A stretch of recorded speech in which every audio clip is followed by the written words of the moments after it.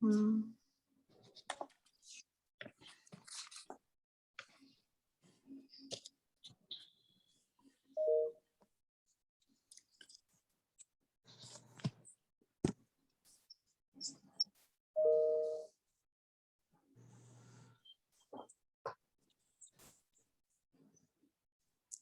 Okay, all in. All right.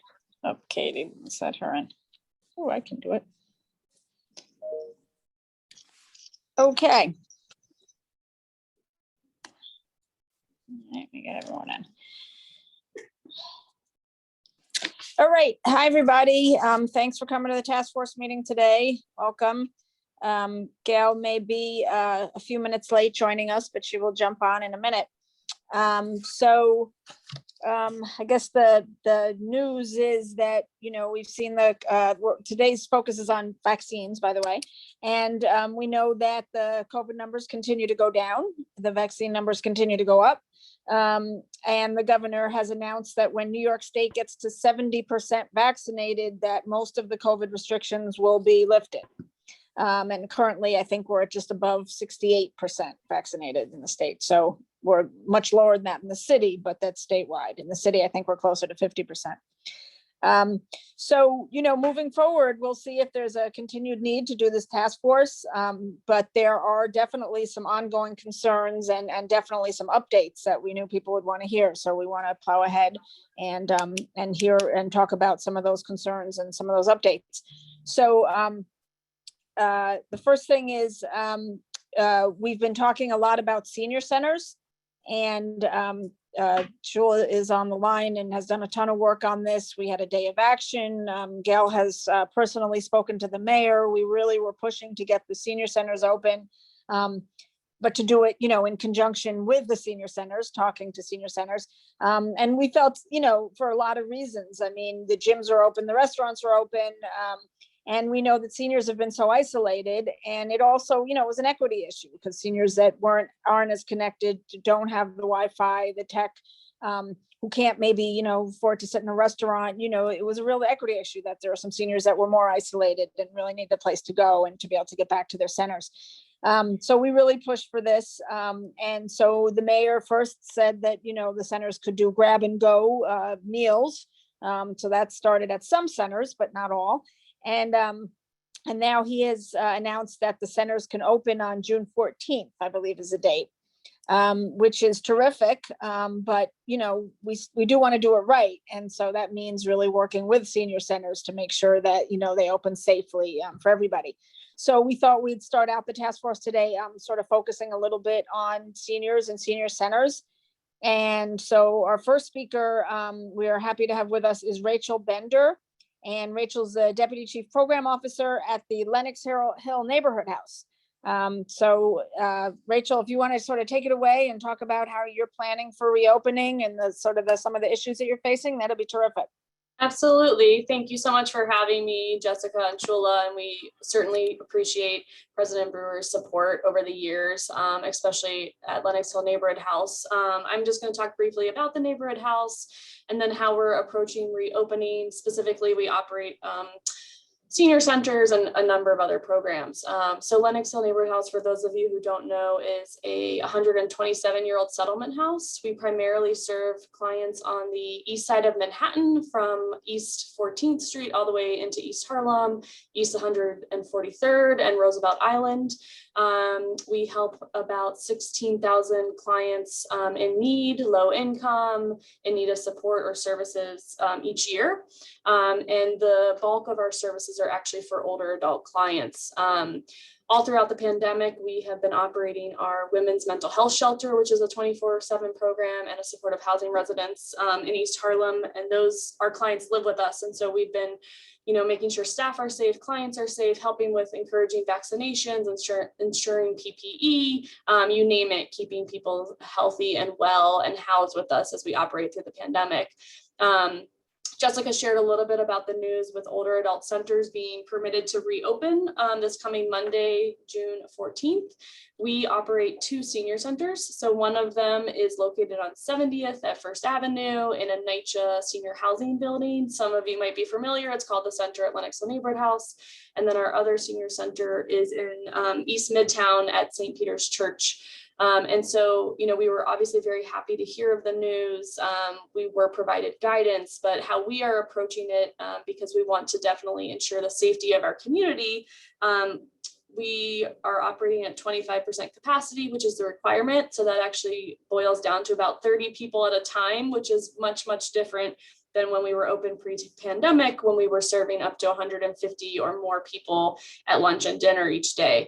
And so, you know, we're getting ahead of it in terms of being proactive and communicating with members and the community that we are open. There will be some limitations, you know, health screenings, making sure people are wearing masks unless they have a health condition and they need a reasonable accommodation, spreading people out, getting pre-registration for grab and go meals and other programming. And so we're modifying sort of how we're going to operate, but we're certainly excited to be opening in a different and limited capacity on Monday, and we fully expect to receive more guidance, and that will shift, you know, when we can increase to a higher capacity, or if anything changes with the vaccination rate in the state and the city, and whether or not, you know, those sort of requirements are needed to be followed.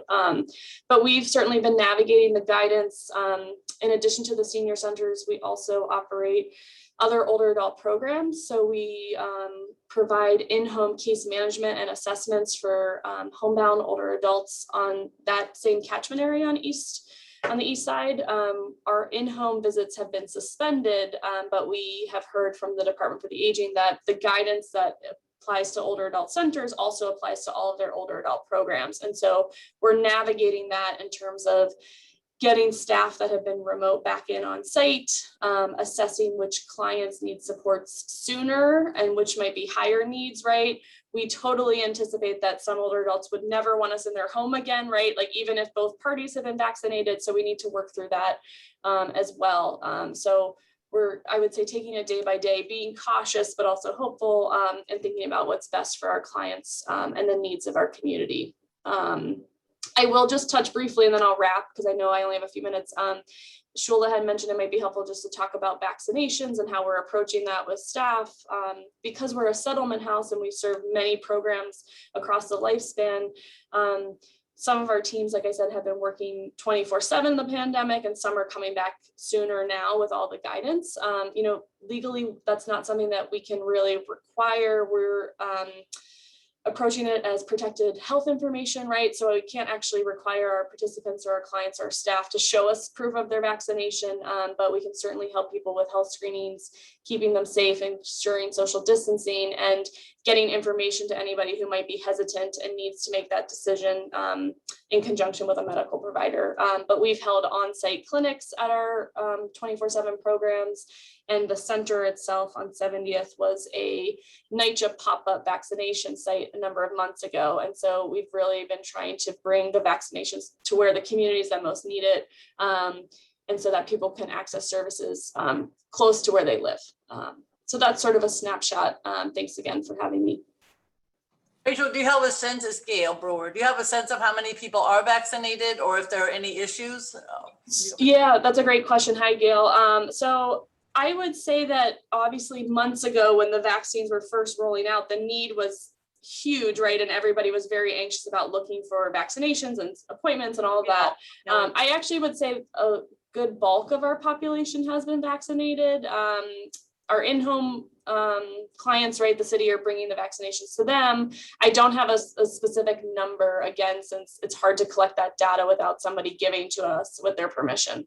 Okay, I can say that on the in-home, I just got somebody vaccinated and I had asked about 2 weeks ago. So they do lose people on the in-home, yes, for lack of a better word. I don't know what you call it. Yeah, it's big apology. So sorry, we forgot about your senior you asked about 2 weeks ago, but they just got it today. So there is a little in-home issue, to put it mildly.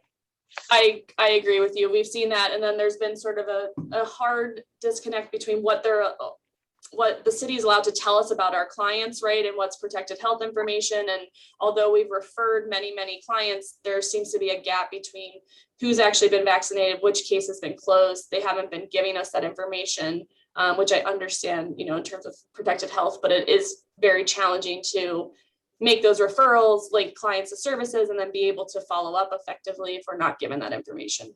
Okay. Are there other questions for Amazing Rachel? Are you going to have the scratch food so I can come and eat? So we are doing our farm Oh to my table God, model. you got to go to Lennox Hill. Yes. The food is delicious. Yeah, we're starting with grab and go, but it is our farm to table model. Everything's very healthy and fresh, delicious, and you can take that home food with you home now. And then we're hopeful in the coming weeks that we'll be able to resume congregate meals too. Okay. Any other questions for Rachel? All right. Just in terms of just the staff and vaccinations, have you tried to, if you offered incentives, or what sort of efforts have you made to try to get the staff vaccinated? Absolutely. So because we've had some of these on-site clinics, right, through our other funders, Department of Homeless Services, Department of Health, Department for the Aging, we've actually been able to, because we've been deemed essential workers all throughout this whole thing, many staff were able to get their vaccinations along with clients in the communities they're serving, which really went a long way for encouraging clients to also get it, right, because they're seeing the trusted community members getting their vaccine. We do actually have a pretty high staff vaccination rate collectively. It's not 100%, but for the most part, a lot of our colleagues have been willing to accept it and wanted to accept it. Great. All right. Now live on. I think Andrea, I was Sinafrani, Associate Executive Director. I have to say everybody at Live On is awesome. And I am trying to find out, and maybe you know better than I, if we can get more time for this RFP. So as you know, I did send an email to the administration yesterday, and all I got back was, we're aware of it, we're working on it. So you may know more than we do, Andrea, but thank you for everything. So go ahead, everything. I'm looking to see if, is Andrea on? Yes, Andrea, you're on now. Just got on. I'm so sorry, everybody. So thank you so much for everybody at Live On. Andrea, go ahead. I know you're, we did try, as I think you heard, to get some delay on the RFP. And I don't know that I've been successful, but they certainly know about it. Sent to everybody I can think of at City Hall. But go ahead and tell me what's going on. And Well, we appreciate it. First of all, I really appreciate it. I'm so sorry I'm late juggling, as you all know, and as all you are doing as well. It's been a really busy time in the Senior Center Network. I guess just to give you, is it helpful if I just give you kind of a quick update on everything that's going on? We can touch on the RFP, but the other kind of, there's, as you all know, there's quite a few things that they're working on. So I guess, first of all, the Senior Center Network, that's the senior centers, the NORCs, case management, all of the organizations, they're doing a lot around vaccination outreach, as you all know. I know they've been working with you on a lot of the different events, education, working with their staff on vaccination. So that's kind of happening still and doing a lot of work around that. A number of them, and I can get into some numbers in a minute, have started grab and go at the centers. So that's just been over the last couple of weeks. I think there's well over 100 centers. We're trying to get some numbers that are actually doing grab and go. I don't think all of them have started grab and go yet. Meals at the centers, many of them are still waiting budget approvals from DIPTA, which they submitted several weeks ago, but we're hoping that those come in soon as possible, because they'd really like to get grab and go going. So, the reports from the field, and I'm guessing some of you have seen that out in the field, it's been really a great way to start. I think the clients, the older adults, are really happy to be back seeing people and at the center. So that's happening. The Senior Center Network is also in the middle of submitting budgets for FY22. So that's kind of happening as well. Quite a lot of moving parts. So they're really pushing to make sure they're negotiating for what they need for reopening. It's really critical that they're putting in these expenses in these budget renewals for the beginning of the new year. Thanks in large part to you, Borough President Brewer. As you all know, there's the announcement about reopening. So that came last week, and They are now, the centers got a kind of shortly after the announcement on the press conference, the centers got several pages of guidance and reopening checklists that they have to quickly pour over and prepare their centers for reopening. So that very welcome news, but a lot of preparations that they're working on right now to make the spaces safe. So I think last but certainly not least, as you all know, the RFP currently is due this Thursday. So that is obviously a very large priority for the network, really important, a lot going on. There was an addendum released Friday evening, so they're kind of working through that. I think, you know, given all of these, I know I'm kind of giving the laundry list here, but it's really just kind of an overview of all of the different things they're juggling at once, all really important priorities that they're doing their best with, and really trying to make get things rolling here in the city, and very excited to work with their clients and welcome people back to centers. So that's a quick overview. I can give some more specifics on any of those things if it's helpful, but I think I'll pause there because I know I just went through quite a bit. Awesome, Andrea, awesome. Other questions? Because we can all come up with some. Just feel free to jump in or put your name in the chat, but feel free if anybody has questions. I can't believe you don't have questions. Well, one question I have, but somebody else should jump in. On the grab and go, it's hard to know who has got the issue, resolved in terms of DFTA. But I mean, people want to sit and talk when they eat. I don't understand that concept. And that's what makes me nuts. So how does that work? Are there complaints, or is it just me complaining? I think it's a really fair question. I think, the grab and go announcement was first, and now that centers can reopen as of June 14th and offer congregate meals, I think most of the centers are kind of trying to figure out how to do, maybe some of them are doing both of those things or plan to do both of those things. Right. The issue with the congregate meals, when they are allowed to start serving them, which is officially as of June 14th, but many might not be ready because of all the other priorities that they're working on. There's capacity limits, obviously, because of safety rules. So there's capacity limits within the center. So they can only serve 25% of the capacity of the room. So maybe they're used to serving 200 at a meal seating, but now they can only serve 25% of that. So they're having to kind of figure out how to manage expectations, to your point, how to make sure people can still do what they want to do and socialize and sit down and talk. I think grab and go, if they're able to do it outside, gives a little more leeway for them to do that. So I think that's been helpful. And, given decent weather, they're able to have a little more flexibility. So they can just put tables and chairs outside. The hell with whatever the sidewalk regulations are. That's what I say. Yeah. Okay. So that would help. All right. So that is an issue that I would have concern about. And then I am trying to get this RFP. If you hear anything, let me know so that it's not so fast on Thursday. But I don't know that I'll be successful. But we're trying. There's an awful lot to do in 1 week or less than a week, actually. Just like 4 days of business. Business. Yeah, we certainly appreciate all the advocacy from everybody around this. We're working as well. I think the providers are doing the best they can. I think, our main concern is always really around, especially smaller senior service organizations that might have very few people juggling all of these responsibilities, as well as the larger ones that are taking on a lot right now. So I think everyone's doing the best they can. I think, it's really important and exciting to get new centers and all the investments and looking ahead. But I think there's just really a recognition of a lot going on right now, and all of the interests that they're, the competing interests that they're trying to do are all very important. So I think everyone's just doing their best, and we appreciate the advocacy. Katie, you had a question about the containers. Katie wants to know if you have enough containers for the grab and go for the centers and enough funding. Is that something that's an issue or not? I don't know. I think the centers are putting in their budgets and hopefully getting approval. I haven't heard that being an issue yet, but I think that is advocating for that. And we're really pushing.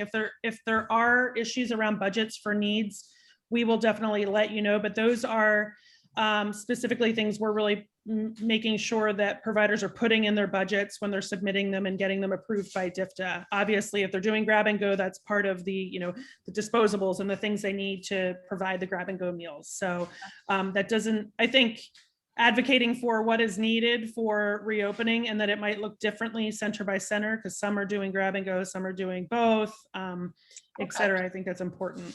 So Okay. thank you for raising them. I mean, then all the other chat just says how great you are. So that's the other thing. Well, thank you. Second that or third that.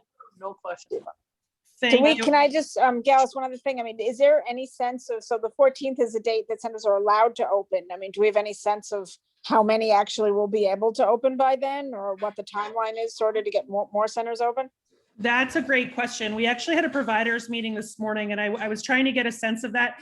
Usually we like to do a lot of data and surveys and be on top of everything, but so much of this is happening in real time. It's actually like, what is everyone doing? And then maybe that answer changes tomorrow. So today, we had a good number, over 50 providers probably that run, far more than that centers. So we tried to get a feeling of where people were. The June 14th is not a directive that they have to open on June 14th. So I think, again, given the RFP due and these other interests, some are pushing a little later. I would say about 20% today, maybe I would guess around at least like 30 or so centers were planning on that June 14th and gearing up for that.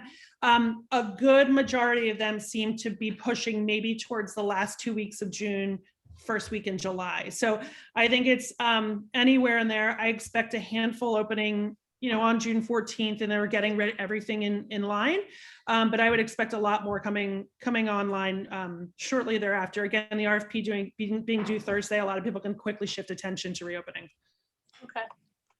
Thank you so much, Andrea. Next, we're going to hear from Dan Slippin. And I think the fact that the vaccination was under the whale with the bandage. I do know when I was there for the opening, which was very exciting, that a lot of people, I'm going to be honest with you, they canceled their other opportunities to get a vaccination because they wanted to go to the whale. And of course, to get an opportunity to go to the museum in the future. So it was a combination, but I just want to thank the museum because it was a phenomenal effort. And we'd love Dan to get an update, but it was a very exciting way to get people to be healthy for the future. Congratulations. Good afternoon, Borough President Brewer and Chief of Staff Jessica Mays. Thank you for inviting me today. First of all, you guys have been doing a great job. The city is coming back strong, and can't wait for the next couple of months as things really start to pick up. So, as you know, we opened up a vaccination site on April 23rd. We opened it up for 5 days a week, with the focus being on DC 37 employees, NYCHA residents, and cultural workers throughout the city. It has quickly shifted as walk-ins have become a good amount of those that get vaccinated. We're over 14,000 people that have been vaccinated under the whale since we opened. We went from a 5-day-a-week service to a 7-day-a-week. We just shortened our hours a little bit. The city asked if we could go 7 days a week. So we're going from 10 to 5 daily. Underneath the blue whale, anybody who comes to get their vaccine will receive a voucher for 4 to come back to the museum. We've already had 1,000 people come back in relation to those vouchers. We plan on continuing the book as long as it's needed. Some days are busier than others. The most we've had on one day is 1,100 people, and the lowest we've had on one day is 100 people. Obviously, when the kids were given the go-ahead to receive the vaccine, or from those that are 12 and up, the numbers really did spike. So we're now coming up on about the 3rd week after that. So we expect a big weekend this weekend as well, with the kids coming back for their 3rd shot. It's been nothing but a positive experience. City Hall has been nothing but helpful and accommodating. The people that they have running the show, affiliated physicians, has been doing a great job. And we just feel that it's part of our mission and service to support this effort. And as a bastion, in the Upper West Side, we plan to continue providing the service as long as it's warranted. So any questions, happy to answer, but it's it's just all very positive. I know that, I love that group, the different, because the doctors come from different hospitals and they love it. And I ran into quite a few who have been there and they love that opportunity, just so you know. It's been positive for them also. Excellent. Great. So I think the one issue, just so you know, and I'll hear later from Test and Trace or OEM or whatever, but or DOH, but your numbers are good. I have to say, sometimes, like I was in Mount Morris Park and it was only 35, I think, for the whole day. So your numbers are high, which is fantastic. And I just want to congratulate you. So people want to go there. It's hard to get people sometimes to go elsewhere. Well, we're happy they're coming. We're happy they're taking advantage of it. Obviously, we want people to get vaccinated. So it's, listen, this is a historic time. Are there questions for Dan Slippin of the American Museum of Natural History? Any questions? So huge effort. Do you have a sense, Dan, if where people are coming from? You said it's mostly walk-ins now. Do you think it's folks from the neighborhood? Are they from Manhattan? Are they from kind of all over the city? Do you have any sense of where folks are from? It's mainly on the subway line, on the BC line. So it's obviously the majority is coming from the local neighborhood, especially parents with their kids right now. But we really got a lot of union personnel that came in and other cultural workers and NYCHA residents that are along the BC line. That's interesting. Okay. That's very helpful to know.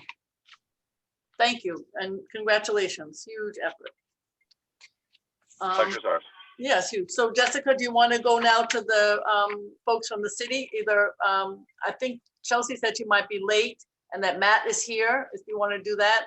Yeah, and Padmore as well. Padmore also, whomever would like. Whoever wants to jump in and sort of give update on sort of where different neighborhoods are at and the youth vax effort.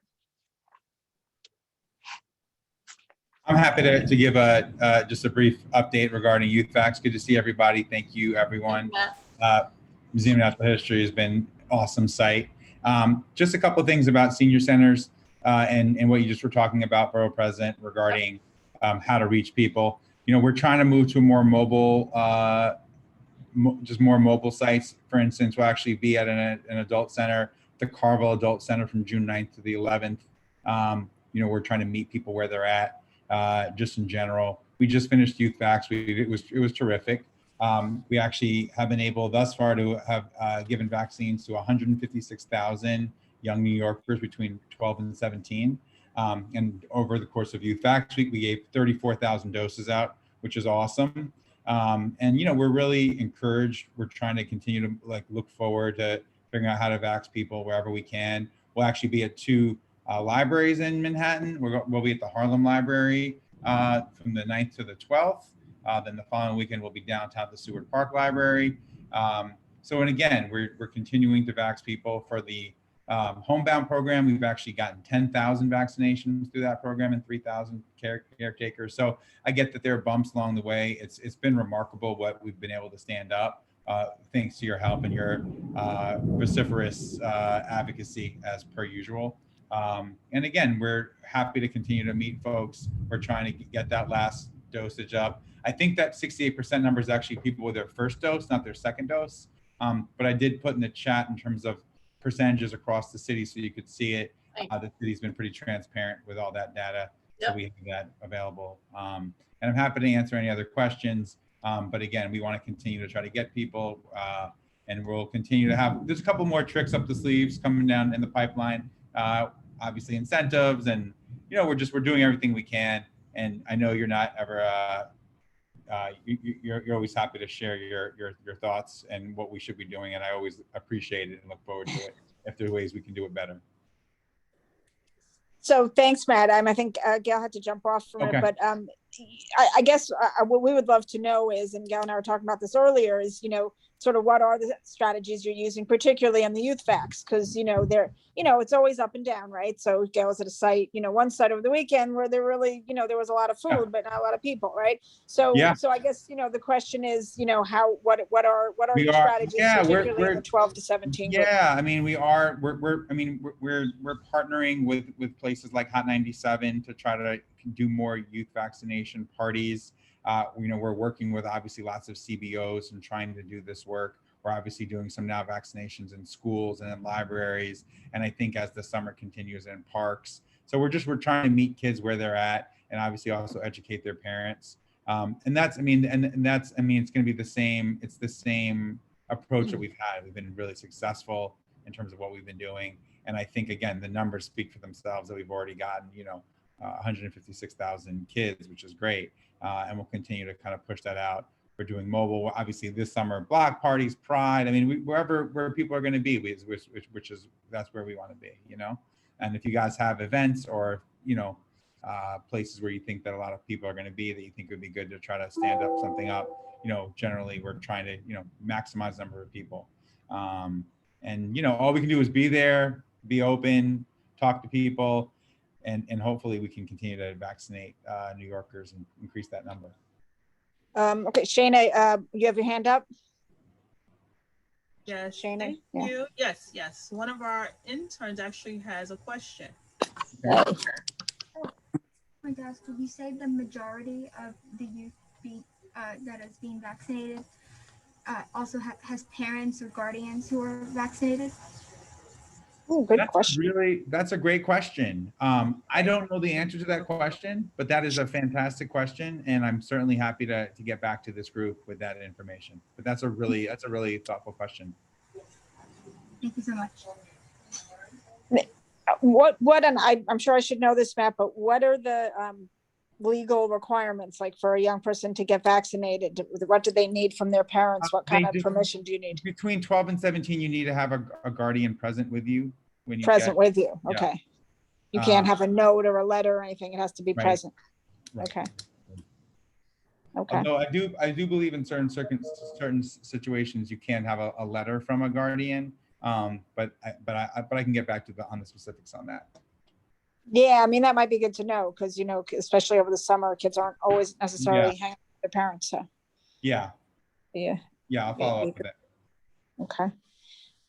Any other questions from the group on, you can just jump in for Matt or about the youth facts or. Okay, I have a question. Do you know if the street fairs are going to be opening this, hello? Yes. Are this street fairs going to be opening this summer? And would that be a possible good venue for a pop-up vaccine site at the, the Columbus Avenue Street Fair, Amsterdam Avenue? I don't know, and I don't know about those specific street fairs offhand, but we obviously are open to trying to, be in places where there are street fairs like that. So if we have a sense of that street fairs are back open, I don't know what's in the line for that, but absolutely that's the kind of place we'd like to be. Right. Definitely. If people know about events that are happening and, with open culture, there's a lot of, cultural events on the streets and a lot of other events happening, it's the kind of thing where it would be good to, maybe we can let you know, Matt, what places we think would be, useful to be setting up sites. Yeah. That'd be great. Jamie, you have your hand up? Yeah. Hi, this is Jaime. Can you guys hear me? Yeah. Hi, I'm calling from the East Harlem Action Center on behalf of Padmore John, who wasn't able to make it today. So just a quick update on how it's going over here, since just kind of following the example of my colleagues. So we, as you all know, are operating as a site vaccination site. We are open Monday through Saturday, currently offering the Johnson & Johnson site. We've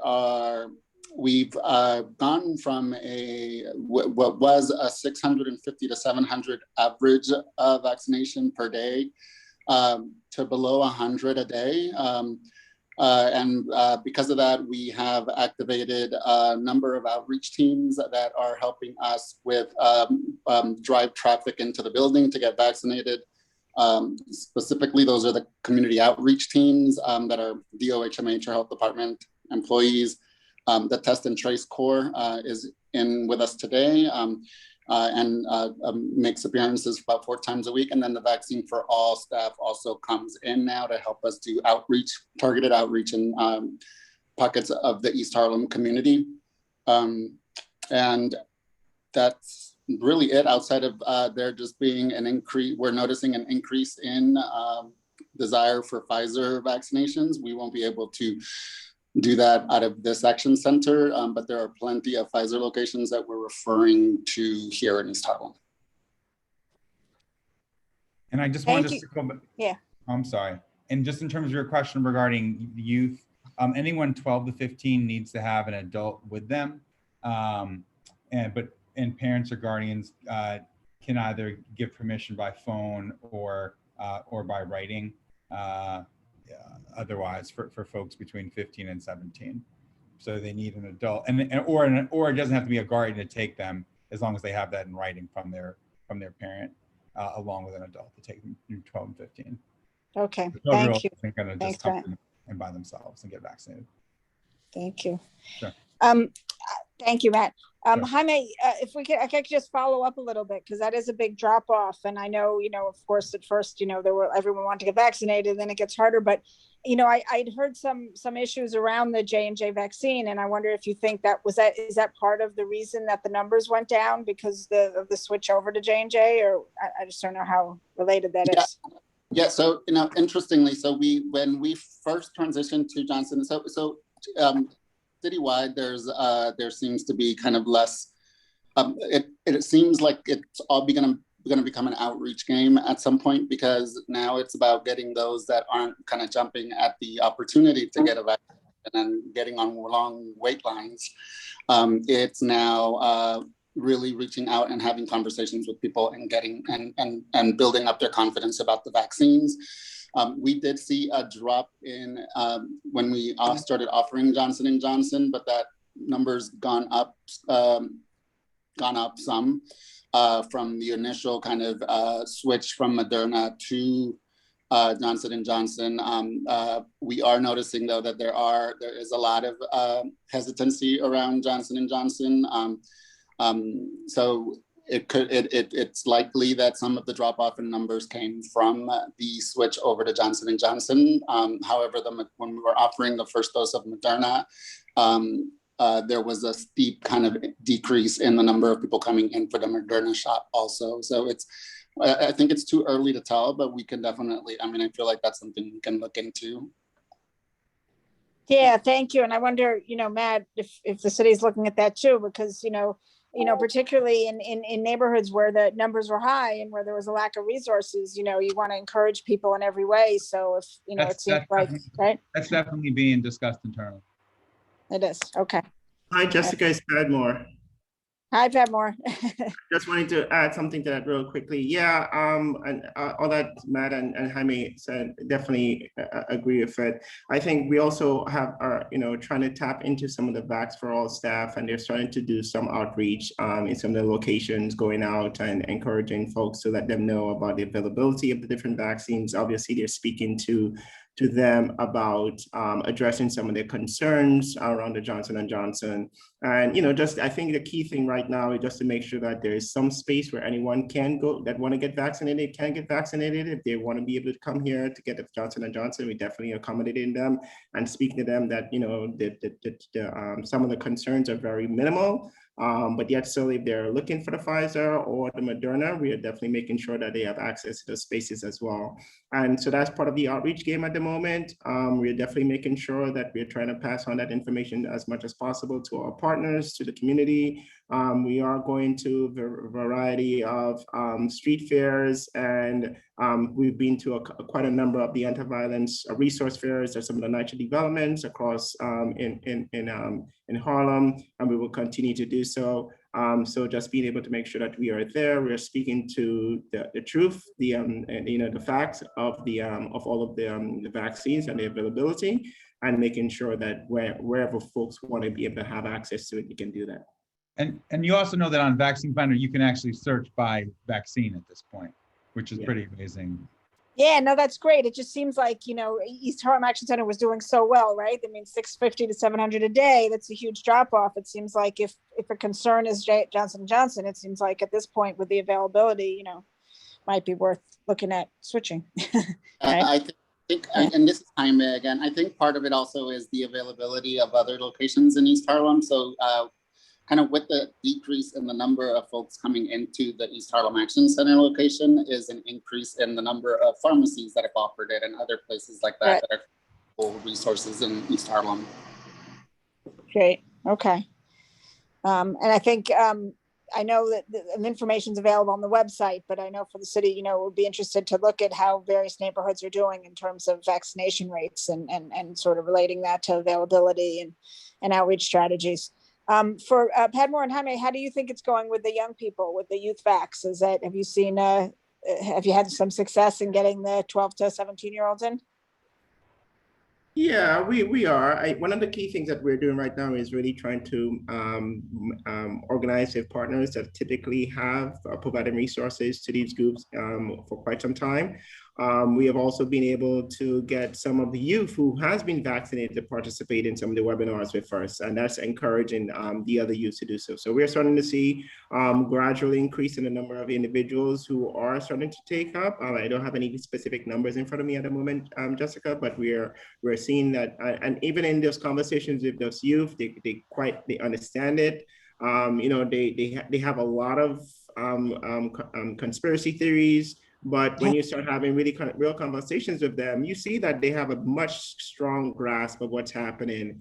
And it's really good to see. They ask great questions and they're coming around. So I think it's just a matter of continuing to be truthful and respectful to them, continue to have open conversations, address their concerns, every single one of them. There are no bad questions. And I believe it's going to come around, it's going to increase. That's great. Great. I don't know if others have questions. I have another question. I don't know, like maybe this is for Matt. So I know there's been some effort to have vaccine sites in schools, and I wonder how the vaccine effort's going to be connected to Summer Rising program this summer. Is there going to be any vaccinations happening at the Summer Rising sites? Do you know? I don't, but I can circle back to you on that too. It's a good question. Okay. All right. Anyone else have questions, either for Matt from the city or Padmore or Jaime, who from working particularly in the East Harlem Action Center and other places in East Harlem? Any other questions? Hi, I'm just trying to get, if possible, Matt's email address so that I can reach out to him, please. Yeah, I can definitely, I'll put it in the chat. Okay, thank you so much. Sure. Thanks, Matt. Thanks. Any other questions for anybody? So any other updates from the city that you want to give? Anything else? We appreciate you talking about the youth vax efforts. Anything particular for this? I don't know if you know, Matt, for this weekend that's coming up. Any particular? No, I mentioned the library that we're doing, and also the senior center that we're hitting up on 102nd and Park Avenue. And yeah, there's always new pop-up sites that are being rolled out. Absolutely. Great. All right. Thank you. One last thing, can I just note one last thing that skipped my mind? We're also offering as an incentive right now for any walk-ins into the East Harlem Action Center tickets to the Botanical Garden.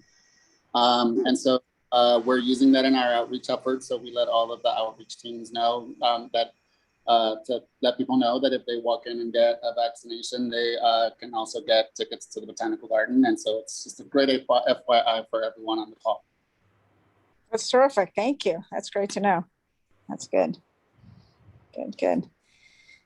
Okay. All right. And Matt's email is in the chat. And just okay. I just want to make sure I got all the questions here. So we want to make sure, want to see about street fairs this summer. We want to see about Summer Rising. We want to see if we can get vax besides J&J offered at the East Harlem location. Anything else that I'm missing that I don't want to be negligent? Those are the ones that came to mind. Jessica, we want to find out the data information about if we have it, about kids and their parents. That was a fantastic question. That was Right. asked. Yeah. That's a great question. Yeah. Dawn, I'm sorry, you had a question also? Please, thank you. Matt, I don't know if you might know the answer to this, but some folks were asking about the NYC Parks and Recreation indoor centers. Specifically, there's one on East 54th Street, and apparently folks have enjoyed playing ping pong there in the past, and we're wondering when that might be reopening. I don't have that. I don't have that information regarding that specific parks site. And that's, I guess, a greater question for the Parks Department, but that certainly can go on the list of follow-up in general. Thank you. Great. Ping pong at 54th Street. Got it. Great. Thanks, Dawn. Few other resources in the chat. Of course, I think everyone's seeing the in the chat, but certainly Karen Thornton is wonderful about doing vaccinations and has a van and can partner with people. So I want to make sure everyone sees that resource. In addition, I know you're doing great outreach to young people in East Harlem. We know that Ushma, I don't know if you're still on, but is usually on this call, has done some fantastic videos that are targeted to high school students as well. So just want to highlight those as well because they're really terrific. So some resources right here on the call. Anybody else? Questions, concerns? Okay, well, I don't think anyone would be sad to end a little early today, but we're going to, as you know, in these calls, we go back and forth. We talk about vaccines one week, we talk about reopening the following week. So next week we're back on reopening. We'll continue to have these task force meetings as long as we feel like there's good information and people feel like they're interested. Maybe at a certain point we won't need to, but we'll certainly continue throughout June. And want to thank everybody for coming and for participating, and as usual, and we'll see you Tuesdays at 3 o'clock. Great. All right. Thank you.